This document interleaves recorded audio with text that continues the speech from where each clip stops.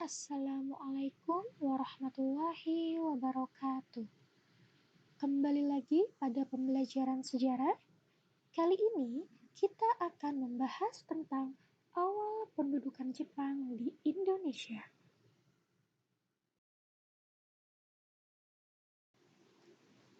Pendudukan Jepang atau penjajahan Jepang atas Indonesia berlangsung dalam kurun waktu kurang lebih 3,5 tahun, yaitu dari tahun 1942 sampai dengan 1945. Berikutnya akan ada sebuah video tentang sepak terjang Jepang sebelum akhirnya menduduki atau menjajah Indonesia. Let's watch it!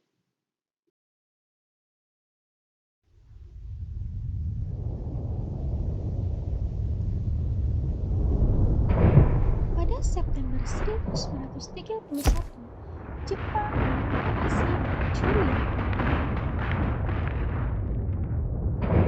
Kemudian pada Agustus 1937, Jepang menginvasi China. Pada September 1940, Jepang bergabung dengan Axis Power kembali poros pada Perang Dunia Kedua. Kemudian pada 7 Desember 1941, Jepang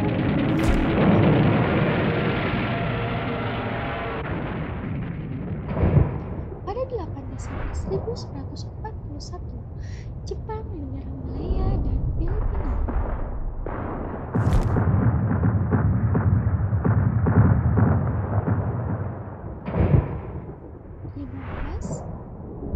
Februari 1945, Serangan China.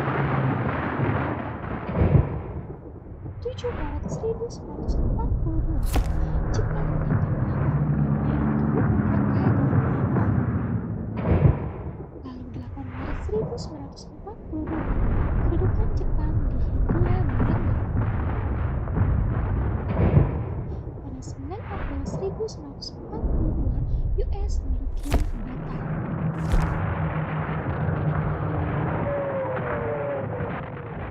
Lalu pada 6 Mei 1942, menduduki Corregidor, yaitu salah satu pulau di Pulau Manila.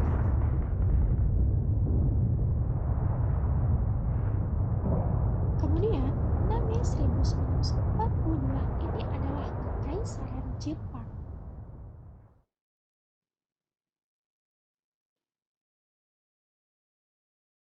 Melihat sepak terjang Jepang sebelum datang ke Indonesia, kita akan mempelajari dulu imperialisme Jepang. Tujuan dari imperialisme Jepang adalah yang pertama ekonomi, ingin menguasai sumber daya alam dan sumber daya manusia yang ada di suatu wilayah. Yang kedua adalah Hakko Isshiu, yaitu kesatuan umat manusia, di mana jadi Hakko Isshiu adalah slogan persaudaraan universal yang digunakan Jepang untuk menciptakan kawasan kemakmuran bersama Asia Timur Raya dalam Perang Dunia Kedua. Hakko Isshiu sendiri merupakan 8 penjuru dunia di bawah satu atap. Dan satu atap yang dimaksud adalah Jepang.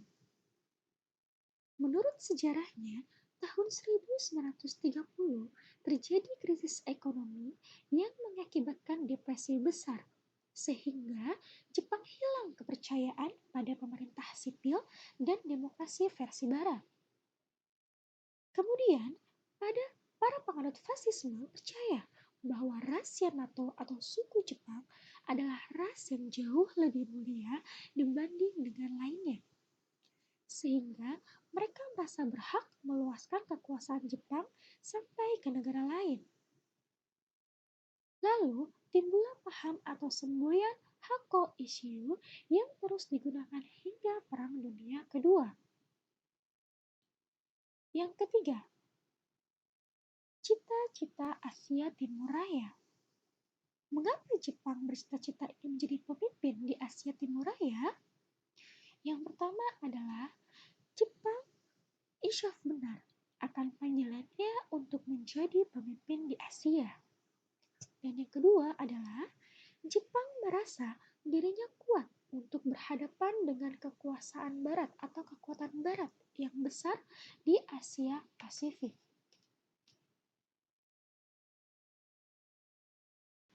Baik, selanjutnya, karena tujuan dari imperialisme Jepang tersebut, terjadilah sebuah peristiwa pada tahun 1942, yaitu penyerangan Pearl Harbor oleh Jepang. Angkatan Laut Amerika Serikat di Pearl Harbor diserang oleh Jepang pada tanggal 7 Desember 1941 dengan tujuan memudahkan Jepang dalam penguasaan wilayah Asia Pasifik.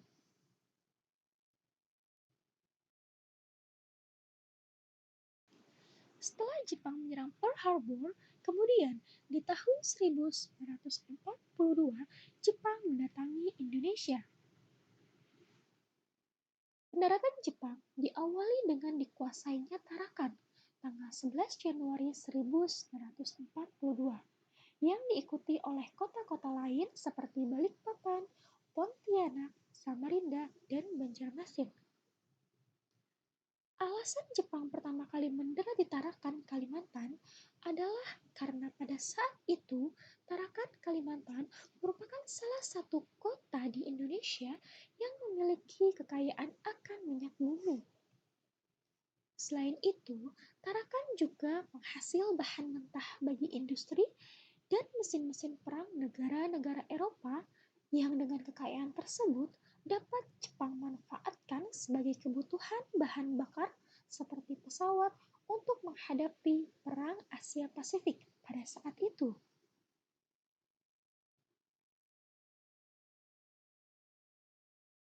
Jepang datang ke Indonesia jelas dengan tujuannya. Di antaranya yang pertama adalah menjadikan Indonesia sebagai pemasok bahan mentah. Yang kedua adalah membantu Perang Asia Pasifik, Asia Timur Raya. Yang ketiga, sebagai sumber tenaga buruh dengan upah yang murah. Dan yang keempat adalah sebagai pasar hasil industri Jepang.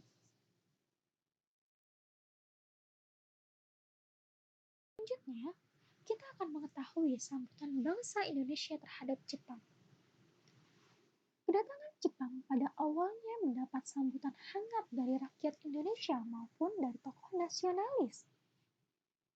Rakyat bahkan meneriakkan "Banzai, Banzai" yang berarti selamat datang kepada Jepang.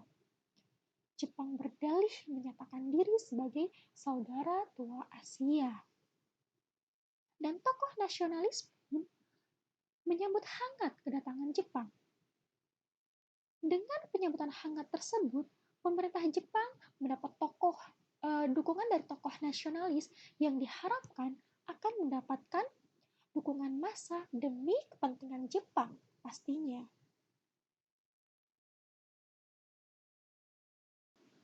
Lalu, apa sih alasan dari para tokoh nasionalis mendukung kedatangan Jepang? Yang pertama adalah keyakinan kebangkitan bangsa Timur. Para tokoh nasionalis yakin bahwa bangsa Timur akan bangkit bersama dengan Jepang. Kemudian yang kedua adalah ramalan Jayabaya.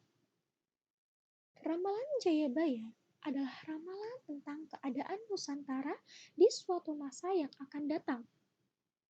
Dan ramalan yang paling dikenal luas oleh masyarakat Indonesia saat itu adalah ramalannya akan datangnya penjajah bertubuh pendek, berkulit kuning, dan hanya seumur tanaman jagung.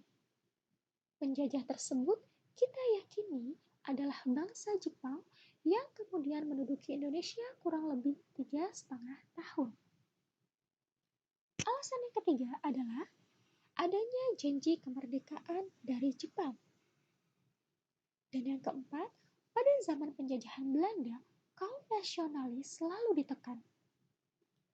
Pada zaman penjajahan Belanda, kaum nasionalis merasa seperti dikekang dan sulit berkutik, hingga akhirnya menaruh harapan lebih kepada Jepang agar mereka tidak mengalami hal yang sama pada zaman sebelumnya.